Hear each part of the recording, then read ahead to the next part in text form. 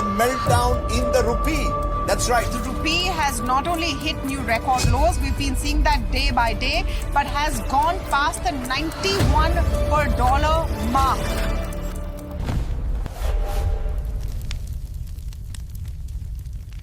Recent month में Indian rupee US dollar के against weekend हुआ है, जिससे काफी कंसर्न्स और क्वेश्चन रेज हुए हैं।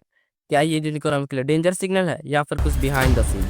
रुपये की मूवमेंट समझने के लिए सबसे पहले हमें इंडिया से हटकर इंटरनेशनल सिचुएशन को देखना। एडवांस्ड इकोनॉमी स्पेशली यूएसए में इंटरेस्ट रेट अभी भी काफी हाई है।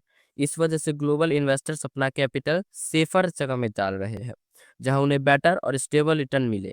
और जब फंड किसी मार्केट जैसे इंडिया से बाहर निकलता है तो डॉलर की डिमांड बढ़ती है और लोकल करेंसी जैसे रुपये पर प्रेशर आता है। और इम्पोर्टेंट ये है कि ये सिर्फ इंडिया के साथ नहीं हो रहा, बहुत सी इमर्जिंग मार्केट करेंसीज इसी प्रेशर का सामना कर रहे हैं। और इंडिया के चीफ इकोनॉमिक एडवाइजर के अकॉर्डिंग कंट्री की इकोनॉमिक फंडामेंटल स्टेबल है, ग्रोथ हेल्दी पेस पर कंटिन्यू हो रही और फॉरेन एक्सचेंज रिजर्व भी कंफर्टेबल लेवल पर है। So rupees depreciation is not direct signal of distressed domestic economy. Okay friends, एक और important factor investor sentiment, ongoing geopolitical tensions, trade uncertainties और केसुएशन ग्लोबल आउटलुक रिस्क एपेटाइट को कम कर दिया है। जब अनसर्टेनिटी बढ़ती है, इन्वेस्टर इमर्जिंग मार्केट में नए इन्वेस्टमेंट डीले या रिड्यूस कर देते हैं। इससे कैपिटल इनफ्लो कम होता है और रुपये पर प्रेशर और बढ़ जाता है। तो आखिर आरबीआई क्या कर रही है फ्रेंड्स?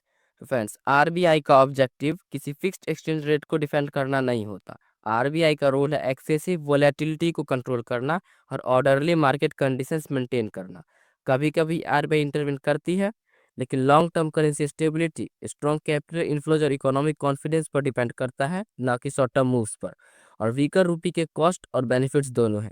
इंपोर्ट्स महंगे हो जाते हैं, जैसे ओवरसीज एजुकेशन, टेक्नोलॉजी और फॉरेन सर्विसेज, पर साथ ही एक्सपोर्ट ज़्यादा कॉम्पिटिटिव भी हो जाता है, जो इंडियन मैन्युफैक्चरर्स और सर्विस प्रोवाइडर के लिए पॉजिटिव है।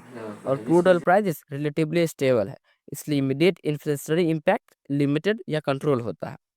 तो रुपी का recent decline largely global financial condition का ही रिफ्लेक्शन है, ना कि इंडिया के डोमेस्टिक इकोनॉमिक वीकनेस का सिंबल है।